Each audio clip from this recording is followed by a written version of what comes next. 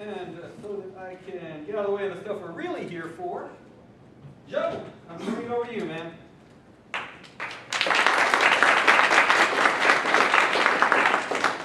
First, I want to thank Andrew Clinton and the GGDA and Drive for having me. This is a test talk for me.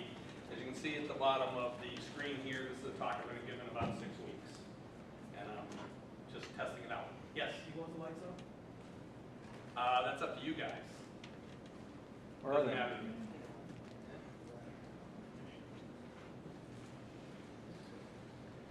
This talk is supposed to go about 20 minutes long. It'll probably go longer, and then I'm going to try to figure out how to make it, basically. And I'll be around for questions at the end. No questions in the middle, please, okay? And let's get going. Okay, so this is called Secrets of a Moderate Success and Indie's Tale of the Long Tail. And we're going to start off with the obligatory long tail slide. If you guys have not heard of the book, The Long Tail, I highly recommend it. It basically explains how places like Amazon, really succeed. And it's basically that instead of selling just the hits, you sell a lot of different stuff, and that's how you make your money. And you don't have to predict the hits if you do, the long tail. Now, for an individual person or an individual product, there's a different kind of long tail. It's basically sales over time. Even without a hit or wherever you go to distribute your product, you have a big sales bump at the beginning, and then it quickly goes down to this tail. And basically, what this talk is about is how having a sequel in the digital distribution affects the long tail. And it's not nearly as dry as that sounds. So a little bit about me. From 2004 to 2009, I worked for a company called iWin, which is one of the distributors in the casual download space. I did a game called Mahjong Quest with a guy named David Fox. We co-created it, and I got my first taste for big scale design, even though I'm mainly the programmer. I then did Quest 2 and 3. There was the boom of the casual space. AAA budgets went all through the roof, and this thing called an HOG, which stands for Hidden Object Games, sort of took over that space. And by that space, I mean things like BigFishGames, iPlay.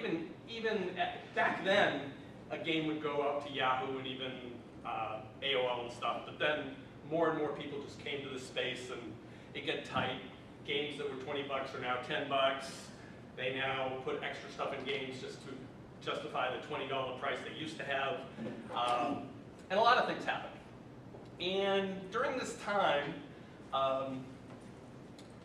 basically I had some projects that got canceled, got half greenlit, and I also worked on some other people's projects. And I finally decided that the way I put it, my days of a hired gun programming for somebody else were pretty much over. So I started thinking about, what could I do, okay? Now this slide says no I in team, but back then I was kind of a team member. But there is 2 I's in indie, and there's 3 more in original IP. And after making other people, what is it, 7-digit numbers? Over $1 million. And not getting, I got paid a good salary, but not getting enough of that, I decided I wanted my own original IP. So that's what I started to work on, and Clutter is born. And I decided that I didn't have a big budget. I'm not going to make a $300,000 game or $400,000 game. So I wanted to make the Blair Witch of hidden object games. And by Blair Witch, that's the Blair Witch Project. I know you guys are all young, but it was a movie, a very low budget movie. And I have mixed feelings even about this screen. Producer marketing types will look at this and go, my God, that's ugly. That looks like a game from the 80s. Okay? But I did all that. So yeah, it's kind of ugly, but I believe gameplay trumps everything else. So I figured if I could do a game in a year, like actually a game in about 8 months, if I can release the game, it would make some money. And I figured out, actually, from everything else I knew at the time and my history in the space, that I would either make less than 20,000, it would really bomb, and that sure as hell wouldn't be worth a year of my time, or 8 months of my time even, or it would make over 100K, which is pretty good. But it proved me wrong. It took a little over a year to finish instead of the 8 months. I'll tell you in a minute about the long tail spooking me and what I saw. And my prediction was completely wrong. Instead of less than 20 or more than 100, boom, right at 50 is what it looked like it was going to make over the life of the game. And we're going to talk about the life of the game next. Here is what not good enough looks like. Right out the gate, it made about 15K. And this, by the way, this curve right here, that is the long tail for a single product.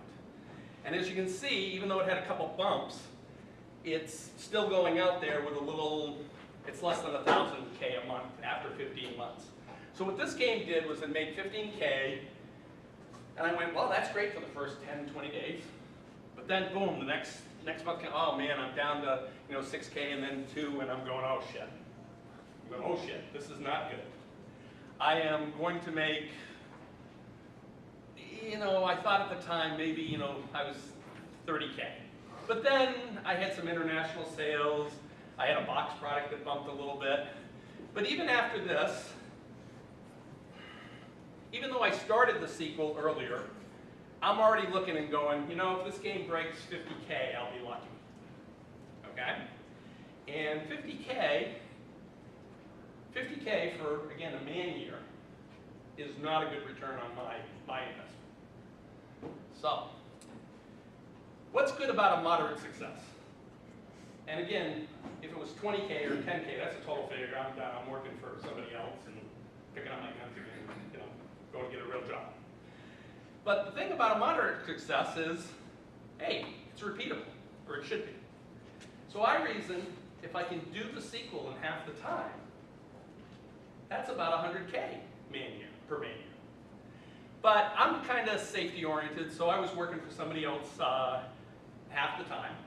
So it took a year to get out the sequel, a little over a year, but it still was a man half year. And that's what this is. I should have gone to this. So, this was Clutter 1. And again, it's kind of ugly. It's all this. And I wanted to do the sequel as fast as possible, so I added Anna, the second character, in a trunk. And I did as little as possible while still giving them a true sequel, as much as I could to get the game out as fast as possible. So I gave them some more mini games. I gave them, the engine didn't have any drag in the first one. And at some point I'll even tell you what this game really does, but it doesn't matter what this game does. Part of the point I'm going to get to is that I think this game is nothing special on some level. And man, if I could go back in time and be, just getting out of college myself, I'd be really happy because I'd be hitting the space hard and making money. Because, again, it's done okay, and we'll see that in a second, but it's not that special. And the most special thing it did is it proved that a game that didn't look really great, wasn't a AAA game, could at least compete in that space and do better than at least some other AAA titles that actually kind of bombed. Okay, so this is the final bar chart. This, if you look at up to 15, that's actually Clutter 1. And again, it was coming in at if you can see the curve, it's going to end off at about 50K sort of. It was starting to get, it was less than, it was about 800 a month it was bringing in. It wasn't, it was really just trickling at that point. And it was, I think it was at 48K is what it was. So, not good. But as soon as the second one comes out, you see the red line bump, which is Clutter 1. And then if you see the purple line, that's actually Clutter 2, and the blue line is the combination. So Clutter 1 in 15 months made 48K. Clutter II with the Clutter I bump made 75K in 10 months. And it looks like it's going to make about 90K. So this is what I learned, the new math of doing a digital sequel. 1 plus 1 is greater than 2.5. Okay? 50 plus 50 is greater than 125. Because it really wasn't 50 plus 50, it's 50 plus 75. And this other thing is an interesting little flip, because that's what Clutter I made at the cutoff. And then the 77 is what Clutter II and Clutter I made since. But it turns out, if you actually look at what Clutter I brought in itself versus Clutter II, they flip. Clutter I has actually brought in 74K now. And Clutter II has finally hit 52, which is still better than the 48K in 15 months. It's done it in 10. And again, I project out for the next 3 or 4 months, it's easily going to make, 10 more for Clutter I and 3 or 4, or maybe about 5 more for each, whatever. It's going to hit 90K together. This is just the slide again. Okay, so the interesting thing is Clutter I in the first 3 months brought in 27K. And again, I'm worried. But Clutter I plus Clutter II in its first 3 months made 42K. In the next 12 months, it made only 21K, whereas Clutter I and Clutter II in the next 8 months made 35K. And that's, in the nutshell, what happened. So what does that mean in the long tail? Well, what it means is really, this is a comparison of the 2 long tails. This is really the long tail. This is a bump for international, and this is a bump for being in a box product. And but there's still, you can see the long tail happening. What you can see over here is that the long tail is fatter and bigger, much bigger. Because what happens is, doing the sequel is free marketing, is what the bottom line is. Bottom line, you put a game out, it gets, on the distribution channels I pick, it gets about 100K right out the chute. And over time, it'll get another 100K, maybe even another 200K. But the thing is, 6 months to a year later, your second game goes out, and it gets those same 100K eyeballs, but those same eyeballs aren't the same. Half of those people are probably new. The other half have either seen your game, are dying for the sequel, or they saw your game and they don't care about the sequel. And what happened is, again, they just feed each other. So immediately what happens is apparently people that hadn't seen Clutter I think played Clutter I before Clutter II, and people that had seen, wanted Clutter II, got it immediately. So my conversion rate was up, they fed each other. They really weren't on screens that much longer, but just having a page that had Clutter II and they could look up Clutter I in a digital world is a wonderful thing, okay? In retail in a box store, it doesn't work that way. Halo 3, Halo 4 comes off, Halo 1 doesn't exist anymore. That's not true here. So that was that one, we can forget that one. So I'm going to finish up now with, so is Clutter special? So here's the yes answer. It is a love me or hate me game, and I think that's, if you're going to make a good game, that's what you want. If you make a game and everybody sees it goes, oh, that's pretty good, you've made a sucky game. Okay? You want a game that people both love and hate. And clutter, hate isn't even strong enough a word. The first one went out, the worst comment I got was, looks like a student project. And on the second one, somebody was actually ticked off at Big Fish for allowing anybody to buy the game. You know they hate your game when they don't want anybody to play it. So now it did do something smart. It targeted at the HOG market, which is the largest market in my space, but it didn't really make it a true HOG game. So it stood out as both a puzzle game and as being different from HOG. It also has a much more replay value than a typical HOG. A typical HOG game they treat like a movie. They play it for 4 to 6 hours and they're done. They go work through the story, they're done with it. My game is randomly generated levels and they can replay it. And this really helps on sites that have either advertising, They tie your game to advertising sometimes, or there's a thing called an all-access pass, that just by people playing your game, you get paid money. And so if you make a game that people want to play more, like 10 hours or 20 hours, of course, that's a better thing. So I think that was a good thing. Some people found it addicting, truly addicting.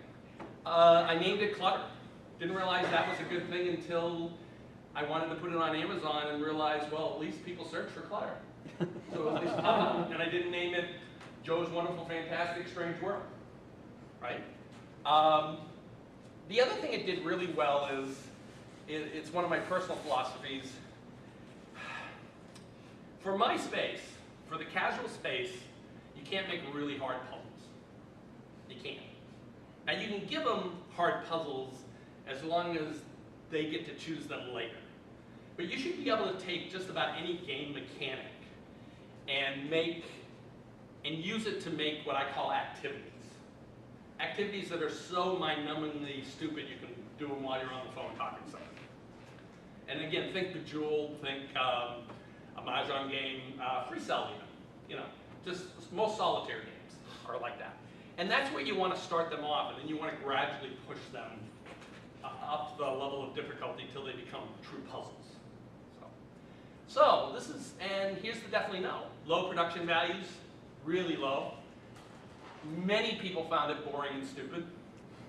I did a very annoying non-standard story element because I actually don't believe story matters in certain types of games. Like I don't think Tetris wrapped with a story would be a great thing. I got no respect from the pre-filters, and that's some websites won't distribute your game unless they think it's good enough for the players. And I go back and forth with them that in the days of in the time of the long tail, that seems to be a poor poor business decision. And I've had this argument with a couple different sites. One site I actually turned that story around. Another site came close to telling me, if you ever contact us again, cease and desist. And I've started thinking of a word called commodity. And for me, in a game environment, commodity to me, I think of crossword puzzles or Sudoku. You know, you buy a book, there's 100 puzzles, you get 100 more. And that's really where I'm evolving to, is I want to give them something every 1 or 2 months. It's really just a couple hundred of puzzles that I know that they're going to love and develop the fans. And again, it's a commodity. And with a commodity, by the way, you spend less effort, I guess, on the ego side of things. And that's what the commodity means to me. It's yeah, my games have me in it, but the more commodity they become, the more they become just something you're delivering. So that's the distinction I make. And lastly, can you learn how to bevel? Because once I tried to deal with an artist and gave up dealing with an artist, I learned how to bevel. So this wonderful interface, where's the one? That's the magic of bevel right there. Looks ugly, but I did that indentation. I did everything there. Actually, that's the one thing that's truly mine. An artist did this arch. I did those buttons. An artist did that very nice clutter, which looks much better than this clutter, which is my clutter. But it doesn't matter. And with the exception of the pre-filters, I really believe bad art does not matter. If you can get them actually playing your game and having fun, they will not care if it's not good. So let's go back to the end. Oh, so what about Facebook and mobile? And I had to throw this in because I get asked this question all the time. And the reason I don't go to Facebook and mobile is it's all about the eyeballs. I suck at marketing. I don't know how to get them. I know that if I put my game out on Big Fish and iWin and whatever, I'm going to get 200,000 eyeballs. And if I get a good enough conversion rate, I'm going to do well enough. So here's quickly what the pre-filters and what they are missing. And again, without pre-filters, it goes out on the site, a user plays it for an hour, and they decide to buy it or not. And my games convert at between 8 and 9%. The first one originally converted at about 6%. But with the clutter bump to the second one, it ends up being it's more like between 9 and 10 now, which to me is really good. Back when I wrote the Mahjong games for iWin, we were happy with 3%. The HOG games, the AAAs that are really good and they look gorgeous, some of those convert up at 12 and 13%. So the pre-filters that I can't seem to get by, they think they're the gatekeepers. They make a shallow judgment of the game. They think they're protecting their customers. They're very anti-long tail. They believe they can predict that next head. They don't get that gameplay trumps art and story. They don't have any room for a Blair Witch of HOG games at all. They don't. They don't even want to. You know, they would have passed on Blair Witch even becoming a movie, for sure. They don't get that this is the same yet different. Even I submitted this for the indie submission last year. All the feedback I got, they missed the point too. They said my mechanic, oh, it's been used. It's not, you know, it's been done, and you haven't really done much with it. And that told me they didn't really play the game because, like every 5 puzzles, the mechanic in a sense changes on some level that I'm not sure they got. And for my customers, it's that variety, the variation that matters. But the pre-filters look at it and really they just see the same thing. They don't get it. They also miss how much random and replayable it is. And it's really the replayability that makes it fun and addicting. And that's one of the reasons I did this. I looked at so many HOG games and even old games like Myst and all the adventure games. I just hated getting to an in-game mini-game, loving it, and you can only play it once. Hated that.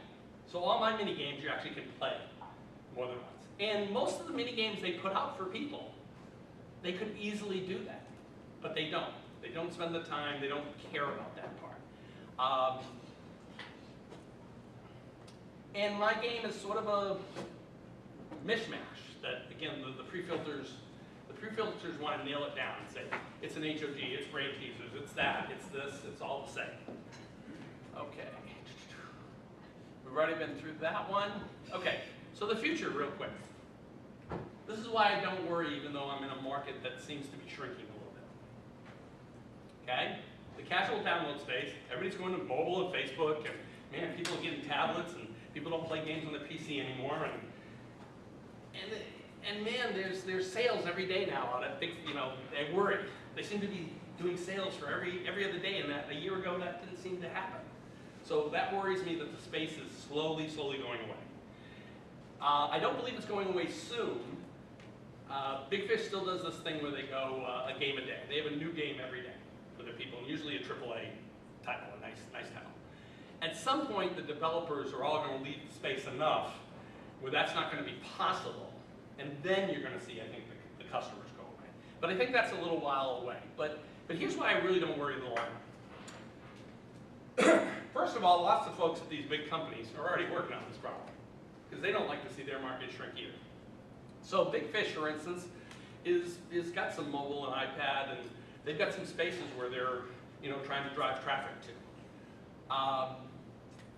I don't believe the market's just going away. I believe it gets smaller and smaller. I believe the people leaving the market are the people that don't play the games. The people that just hack around and look at games and don't really buy. Sure, they jump on the next thing by Facebook or mobile or whatever. But the people that actually love the HOG games or love the casual games, this is where they find them. They're not leaving. They actually sit there and buy 2 or 3 games a week. And I'm hoping to be one of them.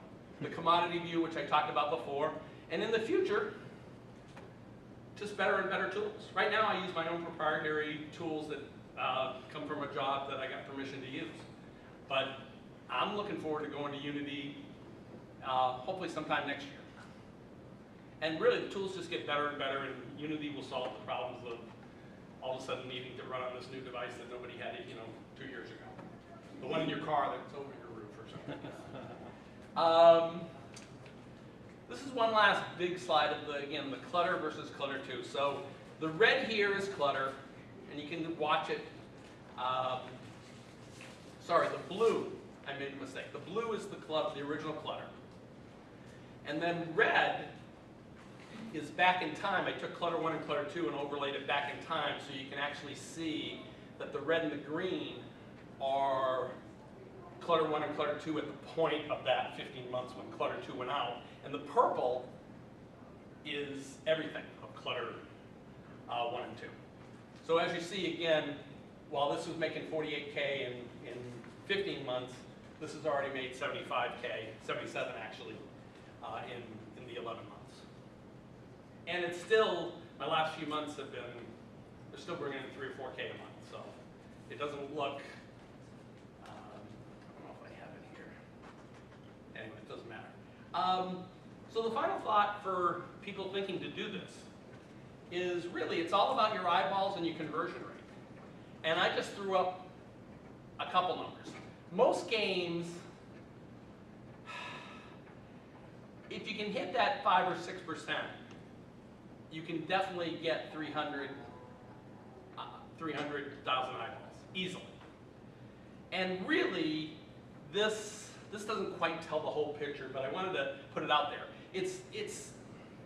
I urge you to go to Puzzle, go find my game and play it, and go, my God, I could do this.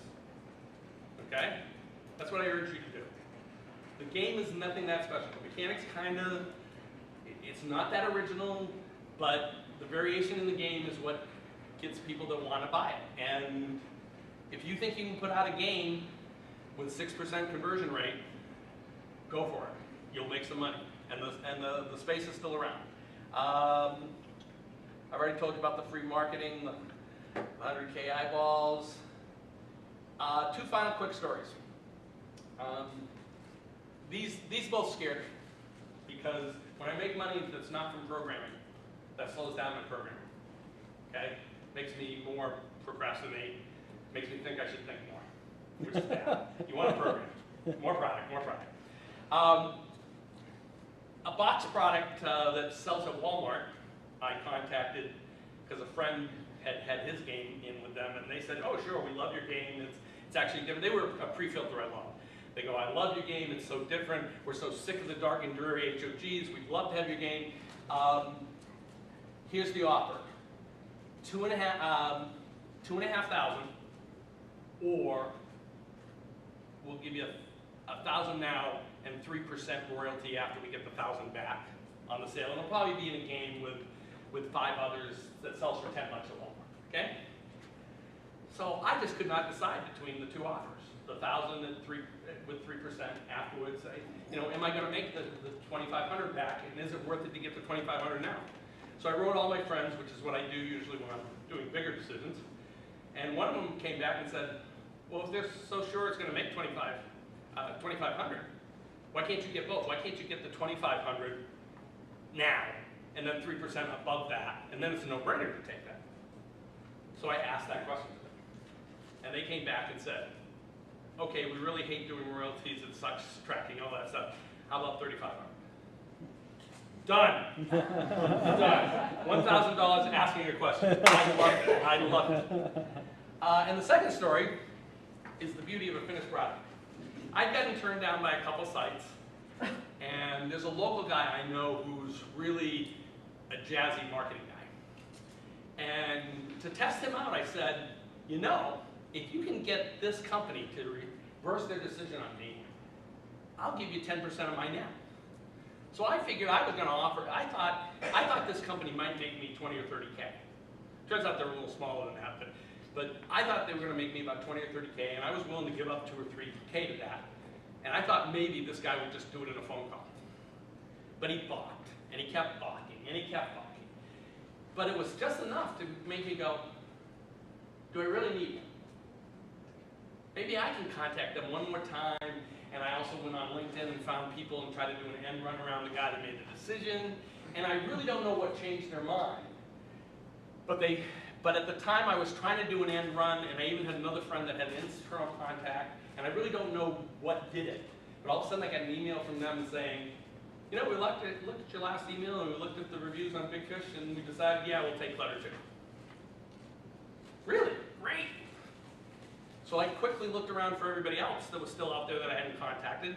And there was another company out there that was a little even smaller, but I contacted them immediately and just said, hey, you guys interested in my game? They said yes to.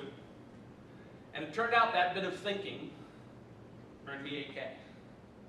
Which really, I'm serious, depressed me for about 3 weeks. It took me about 3 weeks to start, you know, stop thinking, code, code.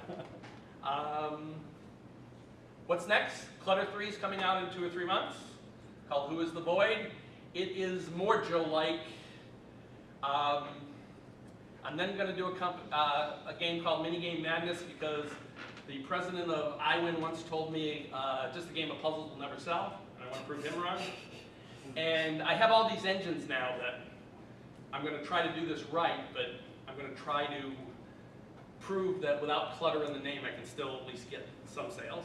And then finally, I'm going to shut down Clutter with a game called Clutter IV, Clutter No More. And I'm really hoping to do that by the end of the year, or January, February at the latest. And then I'm going to start thinking about Unity and mobile. If 3 and 4 act like 2 did, I'm going to be really happy next year at this time. I figure worst case scenario is it's saturated, and maybe people have gone away a little bit. And I figure each of them will at least make me 50K. And so far, after the very first game, all my estimates have been low. The nice thing about the long tail and everything is it really does feed. That 8K I talked about going on 2 other sites, I swear that got bumped also back to sites I was already on. There's at least, I can't prove it, but there seems to be that maybe people see it out there and all of a sudden, maybe they check more than one site, but they all of a sudden are playing it. Because my numbers went up on those sites for reasons I can't quite understand once I got on these other sites. And that's it.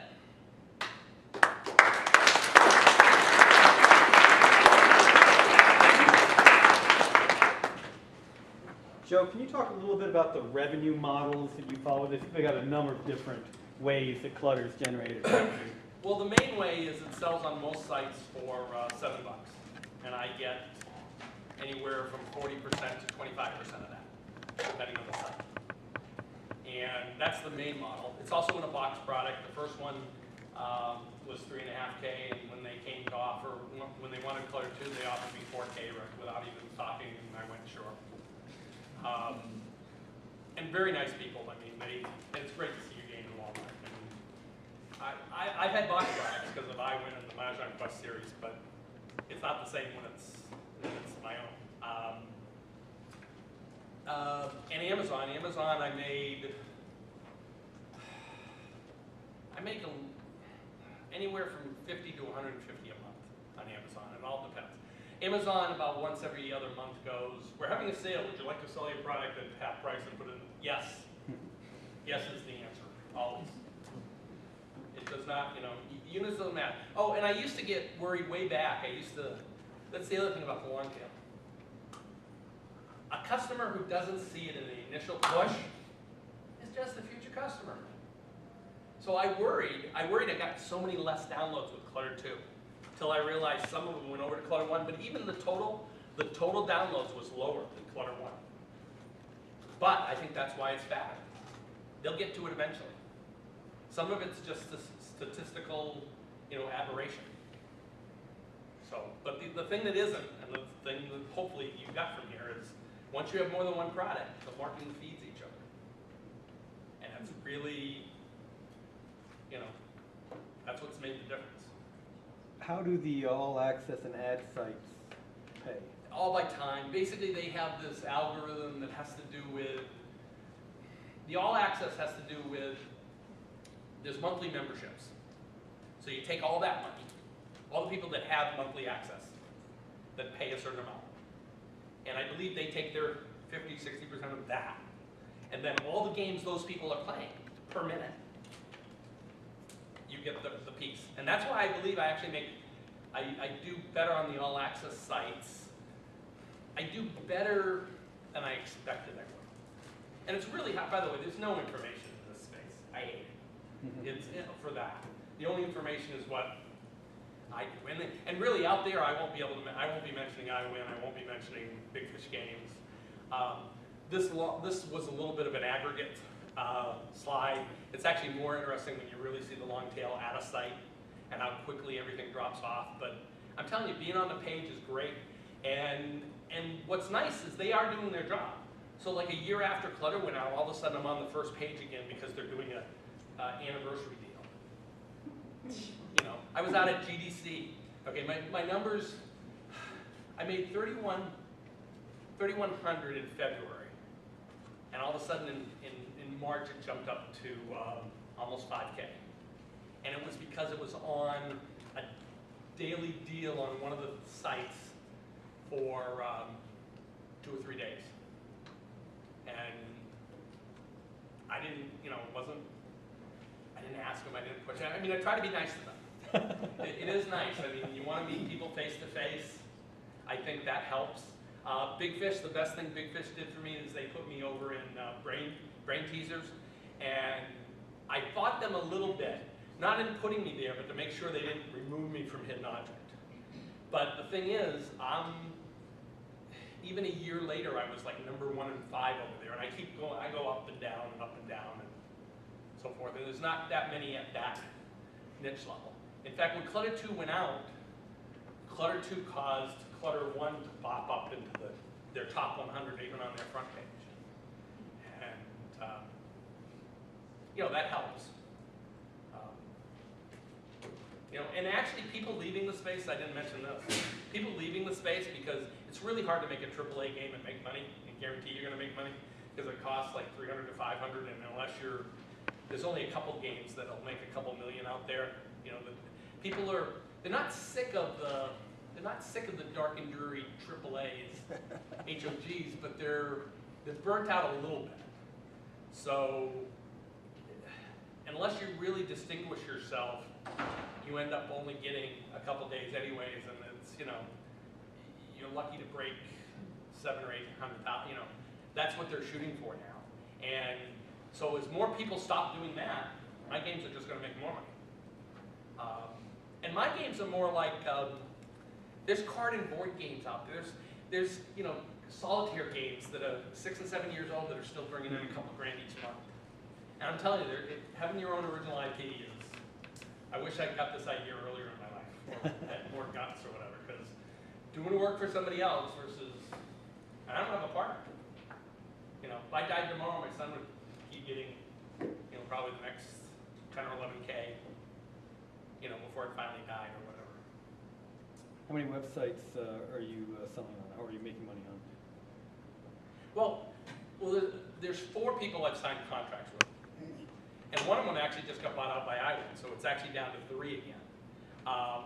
But they have contracts with, like I'm on AT&T's site, I'm on, you know, I'm on Pogo, which has a deal with somebody else. And it is amazing how big some of these companies are. Like, I deal with a company called iPlay, which was Oberon. And Oberon used to be MSN's gatekeeper for the casual space. And we dealt with them. And once you got on Oberon, you got to Yahoo and AOL. It was awesome. Awesome. That isn't happening. They're like this. But I'm telling you, even, man, if I found a site tomorrow that I wasn't on, I don't care how big they are. You know, $200 a month, $300, I'll take it. I'll take it. And it doesn't cost me anything to wrap the game, you know, just give it. They do all the wrapping. I just have my basic game and they, you know, I might have to add a splash screen. They handle all their APIs. Yeah. So, questions? Yeah, I have a question. Notice, for example, I know this is the future, but Clutter 4, you're going to put it on mobile. No, I didn't say that. Oh, you did? No, Clutter 4 is still going to go on this space by the end of the year. Then I'm going to start thinking about using it. Okay. And I will probably target, I may do a Clutter for like the pads and tablets. I don't think I'm going to try to do a mobile. It's too small. But I may try to do one, but I may not. I may try to do the commodity thing for the tablet market. You know, almost like a games magazine. One of the things, Games Magazine, for instance, used to sell a box product, and they were going to do a series. And have you played Sudoku online at all? Okay. Have you played any game like that? I mean, there are good interfaces and sucky interfaces. And these people that do like pen and paper, games magazine, you know, that type of stuff, they usually just take the real world interface and give it to you. And they don't want to give you anything extra because really puzzle people don't want any helpers because they want to do the work, right? But that's not the casual space. But the casual space will actually like Sudoku if you give them an interface that doesn't make them think and isn't a chore to do and isn't hard. They like it. And that's, my goal was to actually do a series of like word searches, some text-based stuff, manipulation puzzles, not for the game magazine, the Mensa types, but for somebody who wants to do a pencil and paper game but doesn't want to use the pencil paper and doesn't want to go through the, again, there's agony in some pencil and paper games. You ever play like a word, not a word search, but Crossword. I mean, word search is one of the few things they actually do right. Word search, you usually click on something, drag, and do it. But imagine a word search if you had to circle each freaking letter, right? And I'm surprised they didn't do that, because on almost all the other all the other things they do, they make you do that stuff. They actually make you act as if you're doing it on a piece of paper, but it happens to be in the computer. Even jigsaw puzzles get it wrong. I spent a lot of my mini games are jigsaw puzzle based things that aren't real jigsaw puzzles. And I wanted to figure out how do you make a jigsaw puzzle into an activity instead of a hunt and search. And I have several mechanisms that allow them to do a whole jigsaw puzzle, but 5 or 6 pieces at a time. And it's still kind of interesting, but it doesn't overwhelm them. Any other questions? How many of your people do you estimate bought both Clutter 1 and Clutter 2? What percent of the Clutter 2 buyers also bought Clutter 1 and vice versa? I don't know. I think I have at least a 20%. If I had to guess, I think it's somewhere there. There's definitely people, everybody that's hit my website that, and again, those are they like me so much they hit my website.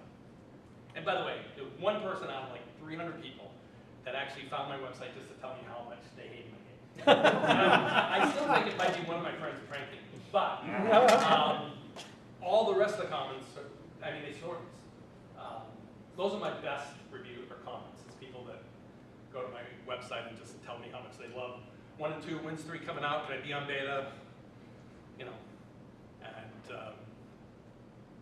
And the best, I'll share with you, the best compliment I ever got is when when somebody in one of the reviews, and you can go to BigFishGames, look up Clutter and Clutter 2, and you can read the reviews.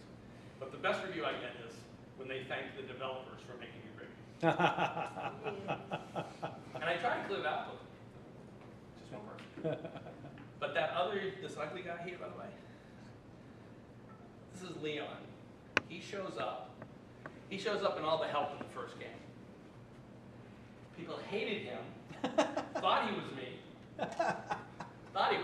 This developer is so arrogant he put his own face on it. So I threw Anna in the second game, and they hate the both of them. So did you just submit the game, or did you do any advertising? No advertising at all. What you do is, so here's the deal. With companies that don't really have pre-filters.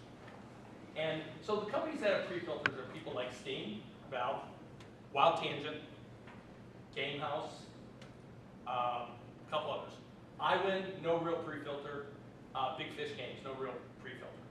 What will happen is you do have to hit a core level of complexity or whatever. Okay? My game, nobody came to my game, they said, oh yeah, the game, they weren't crazy about the art, but nobody's rejected it because of that. Okay? I was not the game of the day on BigFishGames. I was what they call a soft launch. Okay? So the pre-filters there still went, this game won't sell. And in both Clutter 1 and Clutter 2, I kicked the ass of the game. It was not really, by the way.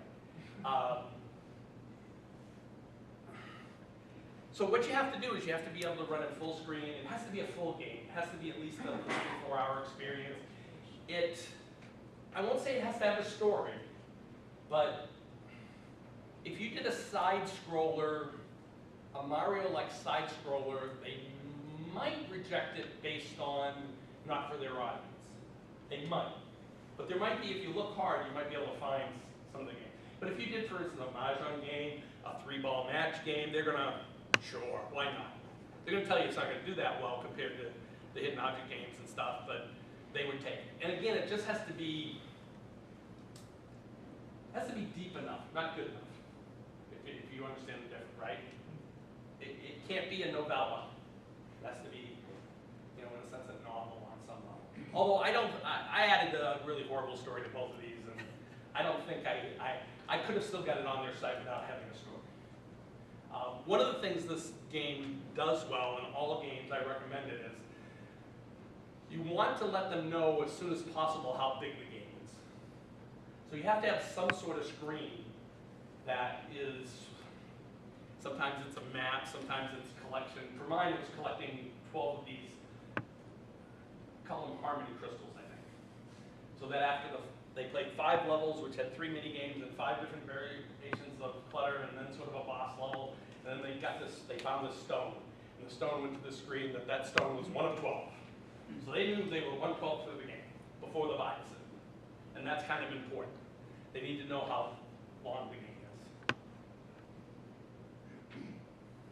is. And again, it has to be a well-behaved game. It has to respond well to the Alt tab.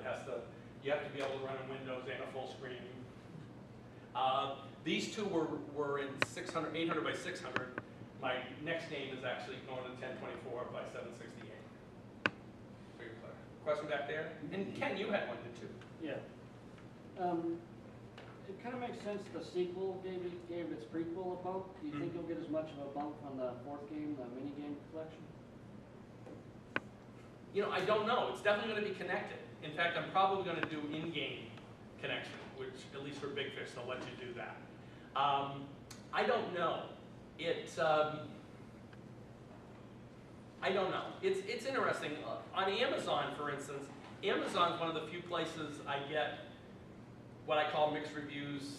They're actually fairly positive on Amazon, but there's people that love the Clutter game and say, hey, this is the ultimate HOG game they can play over and over again, and they love it because of that. And then other people go, hey, the basic game's good, but man, those mini games rock. And they love the brain teaser stuff. Oh, and by the way, one other thing I didn't mention up there, I've done a Sudoku cross with Tetris.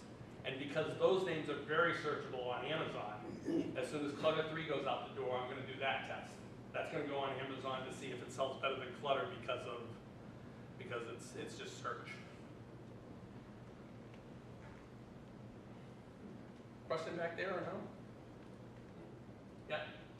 On the sites that you distribute on, is there going to be an option to do a bundle deal? And would you do it? Yeah, in fact, I've even looked into the indie bundle thing. Some sites offer the advertising wrap, and in fact, there's 2 sites right now. I don't even know how they're going to work, but I'm going to be on Alawar soon, which I think that's Russian, and I think they wrap with advertising, and a site called Extent. Extent. It's one of those, anyways. And I don't know how big. I think those are probably pretty dinky, and they don't usually bundle games because it's you play a game for an hour and then you decide what you buy. So there's no reason. Like Amazon could bundle if I wanted to bundle, but on most sites you play the individual game. So the bundle doesn't quite make sense on most of the sites. Yeah. I've been on BigFishGames before, bought quite a few of their games. Some of theirs that they do through their kind of the basic game, and then they have what's called a collector's edition. Correct, and I don't do the collector's edition. Okay. And those are the people I can't really, that's the people I'm talking about when I say I don't compete against them. They're the AAA, they're spending $400 to $500, on a game, and they do some things I think are sort of abhorrent. They have a collector's edition with 1 extra room. And then within a month, that you can't buy the collector's edition anymore, and you don't get that extra room ever again. It's like director's cut of a movie for 5 seconds. It's just. Well, 3 of the ones I've bought were all collector's edition, and if they hadn't if I hadn't gotten the collector's edition, I wouldn't have gotten a real resolution. Oh, really? You don't even get the resolution? You sure? It leaves it on a cliffhanger. If it's just the basic one. Really? Yeah. Really? I didn't know that. It even leaves it on a cliffhanger now, huh? Yeah, Some they're of them brutal. anyway, not They're all. brutal. They evolved. I mean, that's what they do.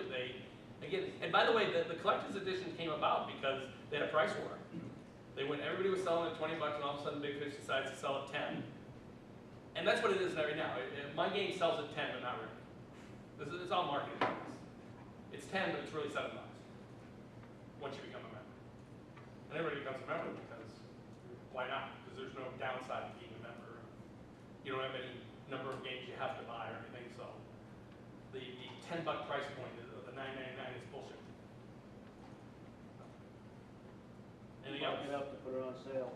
What? Mark it up to put it on sale. Yeah, exactly.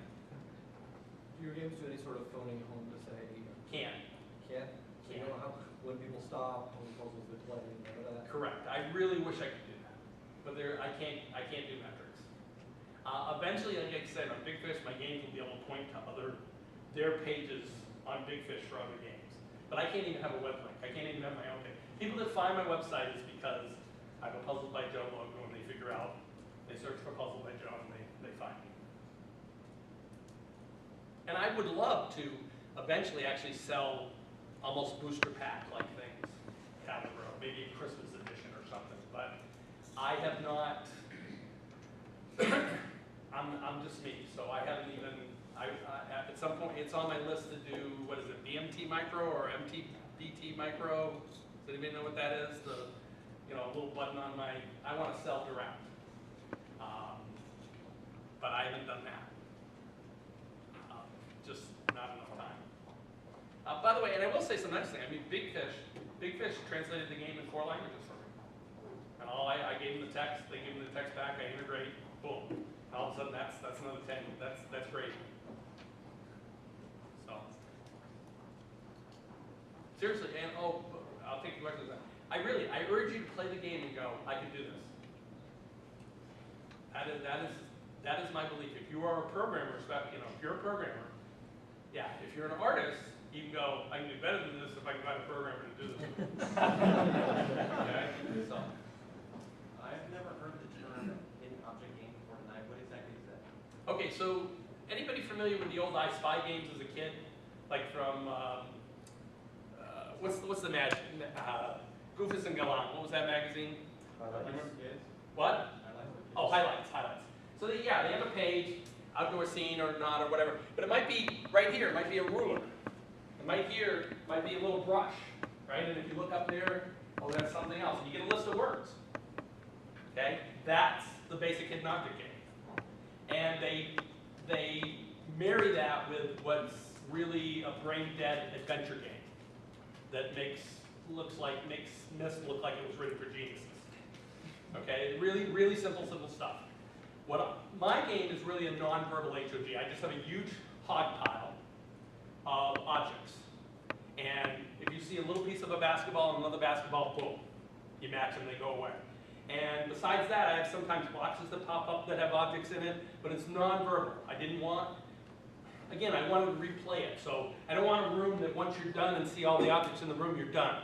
Because somebody manually hid all the objects, or burnt them in, or whatever they do to build a room, okay?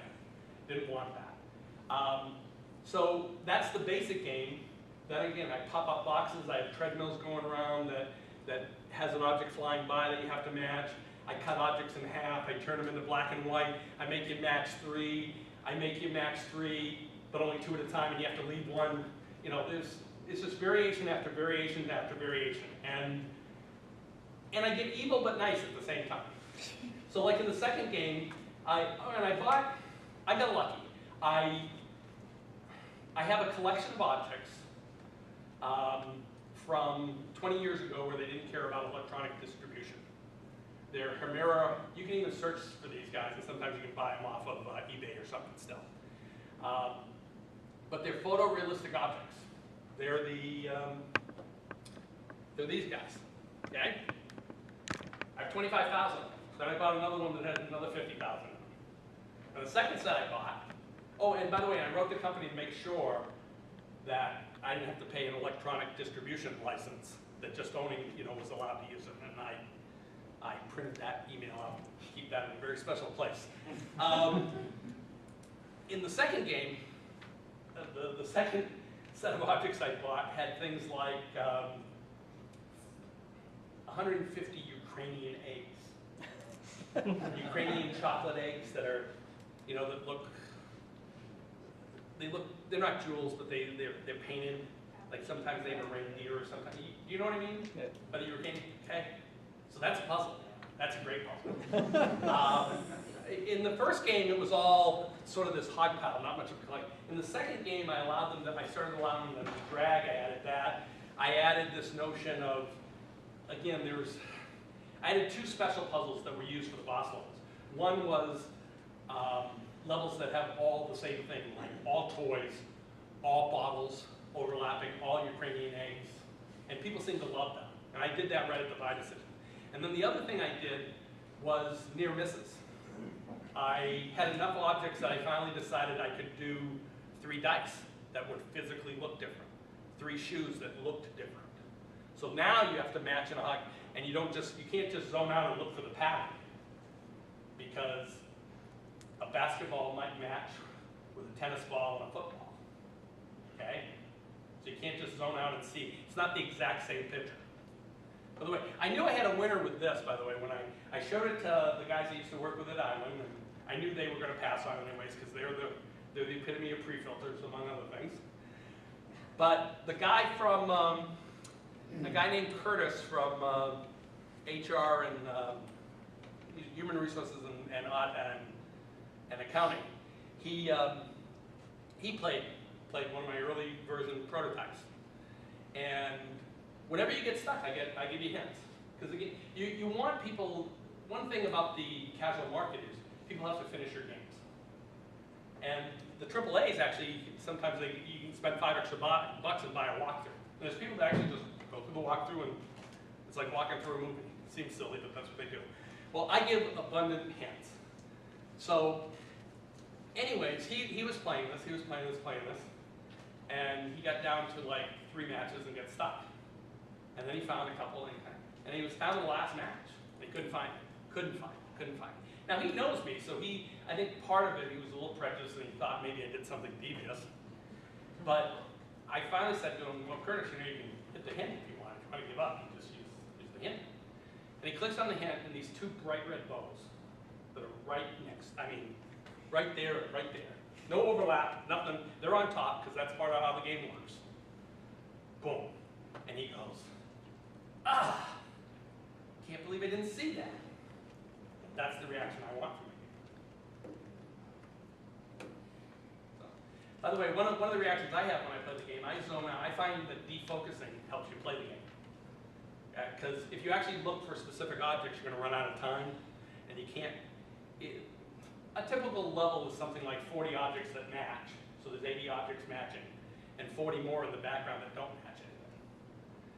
And there's just enough time, and it actually self-adjusts to your own time, so that everybody, whether you play Twitch or slow, eventually gets to a point where the game, they're going to lose a level. And the level can get slightly easier on them and self-adjust if they want, but they have to lose it a couple times in a row. And there's some methods going on, but I wanted them to get the sense of improvement, etc. But anyways, I play it kind of Twitch, but it turns out that, again, if you look for something and you swear there's a match to it and keep looking, you're going to waste too much time. So what you really should do is let the matches sort of come to you. And when you do that, you sort of defocus. And you do that.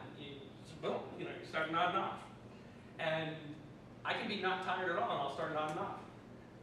And I've had at least 5 people, my customers, tell me that effect.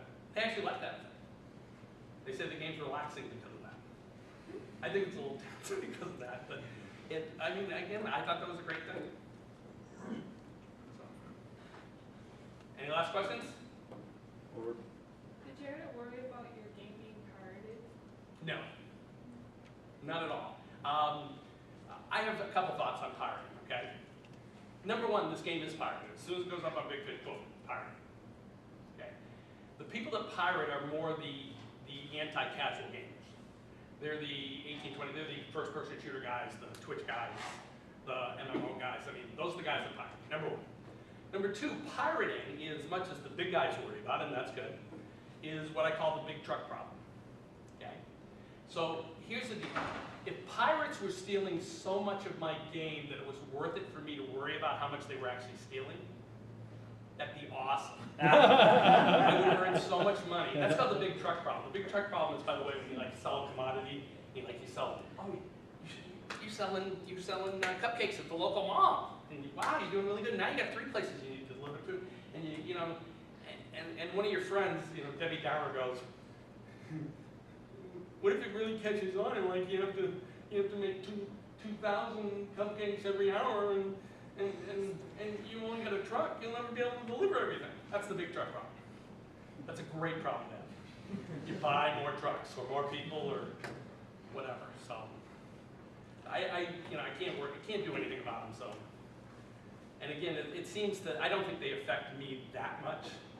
Although I actually have a hatred for pirate websites that get on their high horse that go, we're not really stealing. We're just providing the ability of other people to steal. And by the way, if you write us and tell us, and dot your I's and cross your T's, we will pull your game. We will cease and desist. But only if you really, tell us to. Otherwise, free for everybody. We're not stealing. Yeah, we're past 8, so let's go ahead Good. and call now. Thank you very much, Joe. Yeah.